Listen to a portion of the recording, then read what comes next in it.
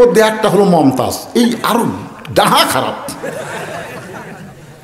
এই সংসদের ভিতরে আলেমদের বিরুদ্ধে আজে বাজে কথা কইছে। আল্লামা শফি হুজুরের নাম শুনছেন?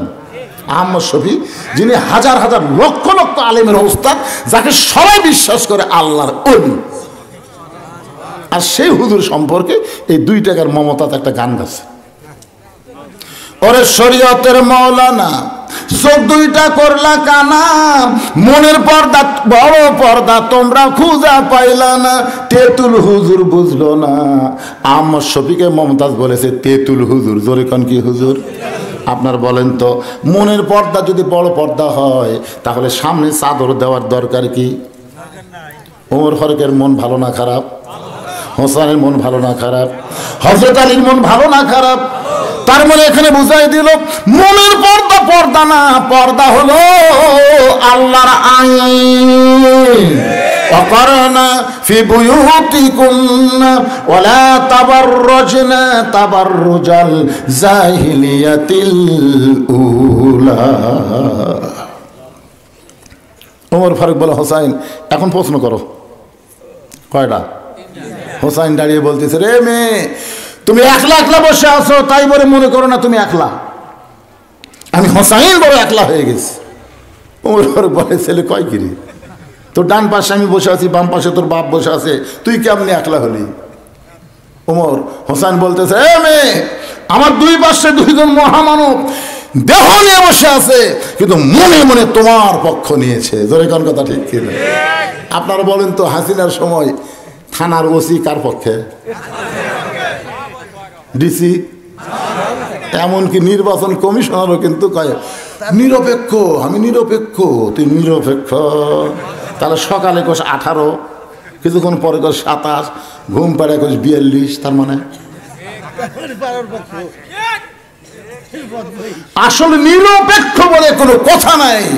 ওমর ফারুক নিরপেক্ষ নয়, আমিও নিরপেক্ষ নয়, মনে মনে ওরা 2 জন মেয়ের পক্ষে। ধরে কোন কথা ঠিক কিনা? কিন্তু বসে আছে নিরপেক্ষ আসনে বসে আছে। এ নিরপেক্ষ?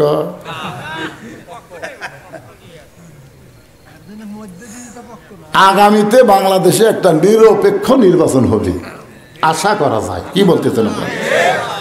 তারপরও চিন্তাতে আছি, তারপরও চিন্তা নাই।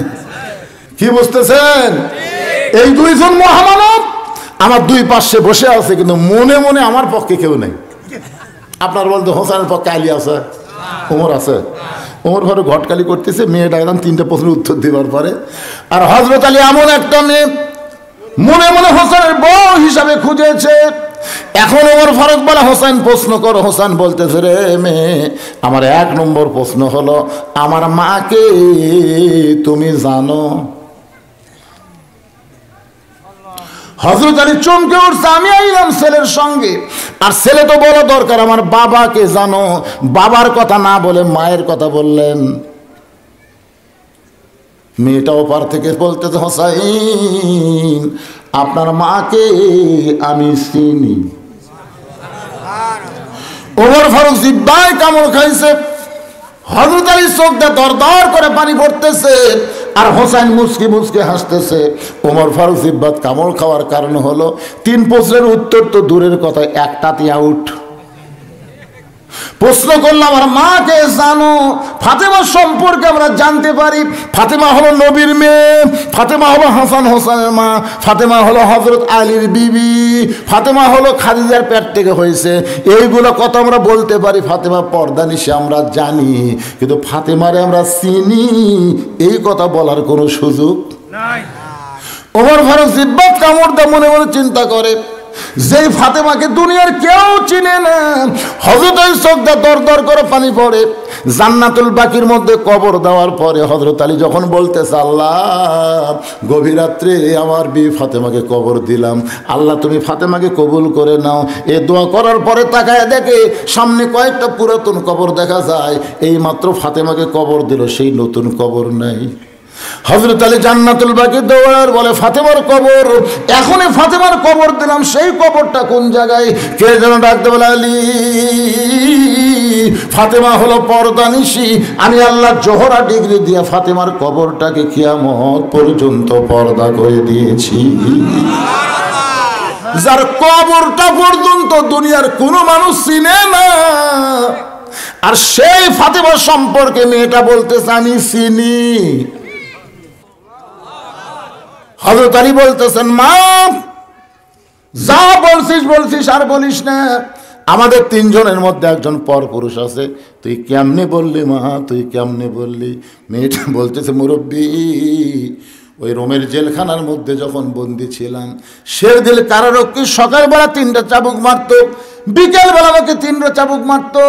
এই চাবুকের আঘাতে জর্জরিত হয়ে এক সময় বেহুশ হয়ে পড়তাম। ওই বেহুশ অবস্থায় যখন হুঁশটা ফিরে পাইতাম, তখন আল্লাহর উপর রাগ করে বলতাম, আল্লাহ, নবী আছে মদিনায় আর তুমি আসো আসমানে, এই রোমের জেলখানায় আমাকে দুঃখী মেয়ে দেখার কেউ নাই। আল্লাহ রে, লা ইলাহা ইল্লাল্লাহ আছে আসমানে, মুহাম্মদ রাসূলুল্লাহ আছে মদিনায়, এই রোমের জেলখানায় আমাকে দেখার মতন কেউ নাই। এরকম আফসোসের কথা বলতে বলতে যখন ঘুমিয়ে যাইতাম, ওই ঘুমের ঘরে স্বপ্নে দেখি নূরের একটা পুতুলি আমার শিওরের পাশে বসে কাঁদতেছে। আমি কইলাম, কে গো আপনি? জান্নাতের হুরি না বেহেশতের পরী? এমন করে আপনি কেন কাঁদতেছেন? আপনি কে গো এত সুন্দরী? আমার মাথায় হাত দিয়ে বলে, মা, আমি জান্নাতের হুরিও না, বেহেশতের পরীও না, আমি হলাম জগৎ বিখ্যাত মা ফাতেমা। ওই জান্নাতুল বাকি থেকে স্বপ্নে তোমার শিওরের পাশে এসে তোমাকে সান্ত্বনা জানাই। মেয়েটা বলে, হোসাইন, আমি তখন তাকাই দেখি আপনার মায়ের চোখের ভুরু জোড়া দেখতে পাই, আমি বাম গালে একটা তিল দেখেছি, থুতুনির তলে লাল একটা দাগ দেখেছি, এর বেশি আমি দেখতে পাই নাই। সঙ্গে সঙ্গে হোসেন বলে, রে মেয়ে, 1 নম্বর প্রশ্নের উত্তর যেমন আশা করেছিলাম তার চাইতে 100 গুণ তুমি সুন্দর দিয়েছ। ওমর ফারুক বলতেছে, আলী ভাই, আমার ঘটকাই আল্লাহ কবুল করেছে। হোসেন বলতেছে, এত সহজ না, একটা প্রশ্নের উত্তর দিলে তো আমি বিয়ে করব না, 3টা প্রশ্নের উত্তর দিতেই হবে। তবে নম্বর হিসাবে 1 প্রশ্ন 33 পাইছে, 2 প্রশ্ন হলো 66, 3 প্রশ্ন 99, গোল্ডেন A+ না পাইলে আমি বিবাহ করিব না। ওমর ফারুক বলে, মা, এখন তোমাকে 2 নম্বর প্রশ্ন করবে হোসাইন, তুমি উত্তর দিবার পারবে কিনা একটু চিন্তা করো। হোসেন প্রশ্ন করো 2 নম্বর। হোসেন বলে, রে মেয়ে, আমার 2 নম্বর প্রশ্ন হলো, তুমি যে 6 বছর বয়সে ঈমান গ্রহণ করেছ, তোমার দাদা খ্রিস্টান, তোমার বাবা খ্রিস্টান, যেই দেশে তুমি জন্ম নিয়েছো ওই দেশও খ্রিস্টানের দেশ, তাহলে খ্রিস্টানের দেশে 6 বছর বয়সে তুমি ঈমানটা কেমনে পাইলা? তুমি ঈমান কেমনে পাইলা? মেয়েটা বলে, হোসাইন, আমি 6 বছর বয়সে ঈমান কেমনে পাইলাম যদি শুনতে চান তাহলে আপনাদের অনেক কষ্ট হবে, কষ্ট করেও আমার কথাগুলো ধৈর্য নিয়ে শুনতে হবে। ওমর ফারুক বলে, মা, যতই কষ্ট হোক উত্তর দেওয়ার জন্য তোমাকে বলতেই হবে। মেয়েটা বলতে, হোসাইন, আমি দুনিয়ার সাধারণ কোনো ঘরের মেয়ে না, আমার দাদা হলো রোম সম্রাট কাইসার। একদিন পরন্ত বিকাল বেলায় আমার দাদা অন্দর মহলে গিয়ে আমাকে বলে, নাতনি রে, আজকে রোমের রাজদরবারে খেলা হবে, তুই কি খেলা দেখতে যাবি? ছোট ছোট বাচ্চারা খেলার কথা শুনলে কিন্তু পাগল হয়ে যায়, তোর কোন ঠিক কি না? আমার কাছে বলে, হুজুর দোয়া করেন তো, আমার ছেলে খালি কান্দে। আমি সূরা ফাতিহা 3 বার পড়ে ফুঁক দিলাম, ওর কান্দারও বেড়ে গেল। পরে আবার এসে, হুজুর দোয়া দে হবে না, পানি পড়া দেন, আয়াতাল কুরসি পড়ে পানি পড়া দিলাম, খাইয়া আরও কান্দে। ওর মা এসে রাগ করে বলছে যে, হুজুর বর্তমান দোয়া দূরের দাম নেই। আসলেই মনটা খারাপ হলো। কয়েকদিন পরে ওর মার সঙ্গে দেখা, কি ভাই, কি খবর? তো কয়, হুজুর আর কান্দে না।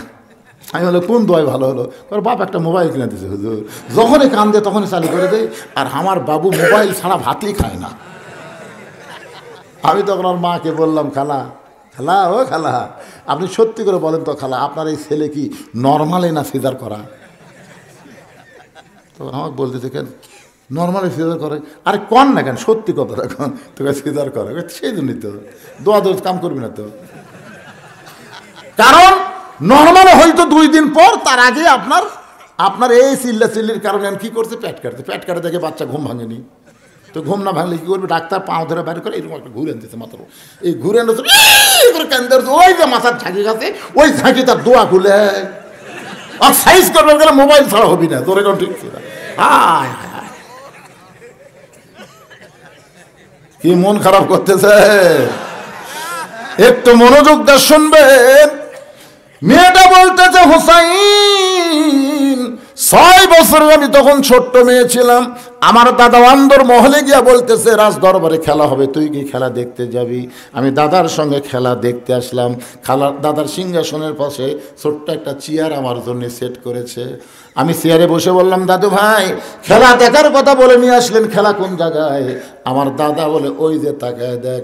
মেয়েটা হলো, হুসাইন আমি তাকায় দেখি একটা মানুষের 2টা হাত কালো রশি দিয়া বেঁধে রাখছে, ওই মানুষের 2টা চোখ কালো কাপড় দিয়া বান্ধা, ওই মানুষের 2টা পা লোহার শিকল দিয়ে আটকায় রাখছে। আমি বললাম, দাদু ভাই ওইটা একটা মানুষকে আমি দেখতে পাই। আমার দাদা আমার মুখে হাত দেয়, বলে, নাতনি রে তুই ছোট্ট মানুষ, তুই বুঝবি না, ওটা মানুষ না রে, ওইটা মানুষ না রে, ওইটা হইল আমির হামজা। ওইটা মানুষ না রে, ওইটা মামুনুল হক। ওইটা মানুষ না রে, ওটা আল্লামা সাইদি। এই শালা নাস্তিকদের কাছে আলেমরা মানুষ হবার পারেনি। জোরে কথা কন না কেন? রোম সম্রাট কাইসার তার নাতনিকে বলতেছে, ওইটা মানুষ না রে, ওইটা মানুষ না, ওইটা হইল মুসলমান। মানে খ্রিস্টান ইহুদির জাতেরা মুসলমানকে মানুষ মনে করে না। যদি মানুষ মনে করত তাহলে ফিলিস্তিনের ছোট ছোট বাচ্চাদেরকে এরা হত্যা করত না। ছোট ছোট বাচ্চা খাবার পায় না, মাটি খায়, ঘাসের শিকড় খায়, আর ওই সময় ওই শালা নাস্তিকেরা বোম মারে, আমাদের বাচ্চাগুলো দুনিয়া থেকে বিদায় নিয়ে চলে যায়। একটা মা আসমানের দিকে 2খানা হাত তুলে বলেছে, দুনিয়ার মায়েরা সন্তান জন্ম দেয়, আর ফিলিস্তিনের মায়েরা মুজাহিদের জন্ম দেয়। এরা মানুষ না রে, এরা মানুষ না, এরা হইল মুসলমান। আমি তখন ছোট্ট মানুষ, দাদাকে বললাম, দাদা ওই মুসলমানকে নিয়ে আপনি কি খেলা খেলবেন? আমার দাদা বলে, ওই যে তাকায় দেখ। মেয়েটা বলে, হুসাইন 6 বছর বয়সে তাকায় দেখি বিশাল একটা আগুনের চুলা, দাউ দাউ করে আগুন জ্বলতেছে। ওই আগুনের চুলার উপরে বিশাল একটা ডেকসির মধ্যে মনে মনে তেল, নিচের তাপে আগুনে তেলটা টকবক টকবক করতেছে। আমার দাদা বলে, নাতি রে ওই মুসলমানকে হাত পাও বাঁধে উত্তপ্ত তেলের মধ্যে ফেলে দিব, ওই তেলের মধ্যে পড়ে মুসলমান পুড়ে মারা যাবে। আজকের খেলার নাম দিব মুসলমান মারার খেলা। আমি তখন জোহাত করে বললাম, দাদু ভাই ওই মুসলমানকে না মাইরা কি ছাড়া দেওয়া যায় না? ওই মুসলমানকে মারার খেলা কি বন্ধ করা যায় না? আমার দাদা বলে, নাতি রে 100 বার বন্ধ করা যায়। ওই মুসলমান যদি খালি একটা বার বলে আল্লাহ রাসূল মানি না, খালি একটা বার বলবে আল্লাহ রাসূল মানি না, আমি চোখের বাঁধন খুলে দেব, হাতের রশি খুলে দেব, পায়ের শিকল খুলে দেব, এখনই মুসলমানকে আমি মুক্ত করে দেব। মেয়েটা বলে, হুসাইন আমি 6 বছরের ছোট্ট মানুষ, আস্তে আস্তে মুসলমানের কাছে গিয়ে বললাম, মুসলমান তোমাকে হত্যা করার জন্য আমার দাদা আগুন জ্বলাইছে, মুসলমান তোমাকে মারার জন্য আমার দাদার ডেকসিতে মনে মনে তেল টকবক টকবক করতেছে। ও মুসলমান তুমি যদি বাঁচবার চাও খালি একটা বারের জন্য বলো আল্লাহ রাসূল মানি না।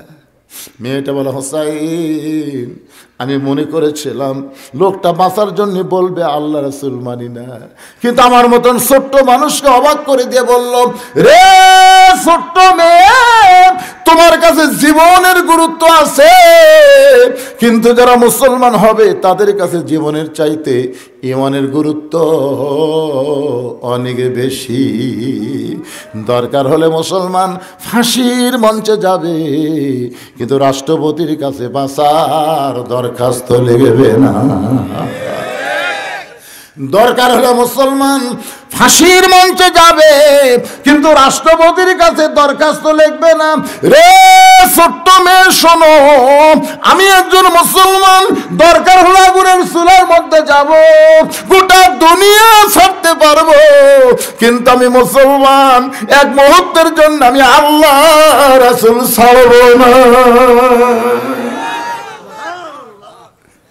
মেয়েটা বলে, হোসাইন, আমি মুসলমানের কথা শোনার পরে আমি আমার ছোট্ট চেয়ারে বসলাম। আমার দাদা বলতেছে, রে সৈন্যরা আর দেরি করিস না, ওই মুসলমানকে হাত পাও বাঁধা আগুনের চুলার মধ্যে ফেলে দাও। মেয়েটা বলে, হোসেন রে, আমি কেমনে মুসলমান হলাম শোনো। এই মুসলমানকে যখন আগুনের চুলার দিকে নিয়ে যাচ্ছে, 12টার সময় ফাঁসি হবে মীর কাসেম আলীর, 9টার সময় সে উকিল বলতেছে, স্যার আপনার কিন্তু রাত 12টায় ফাঁসি হবে। মীর কাসেম আলী মুস্কি মুস্কি হাসে। উকিল বলে, হাসেন কেন? বলে, এখনো 3 ঘন্টার সময় আছে, এই সময় আমি একটু ঘুমাবার চাই, 8 ঘন্টা যখন থাকবে তখন আমার ঘুম থেকে ডাক দিও। উকিল চিন্তায় পড়ে গেল, পাগল নাকি, 12টার সময় যার ফাঁসি হবে সে ঘুমাবে। উকিল মন খারাপ করে যখন ঘর থেকে বের হয়ে যায়, রাত 11:30টার সময় দেখে মীর কাসেম আলীর নাক ডাইকা ডাইকা ঘুম পাড়তেছে। উকিল কয়, কে রে?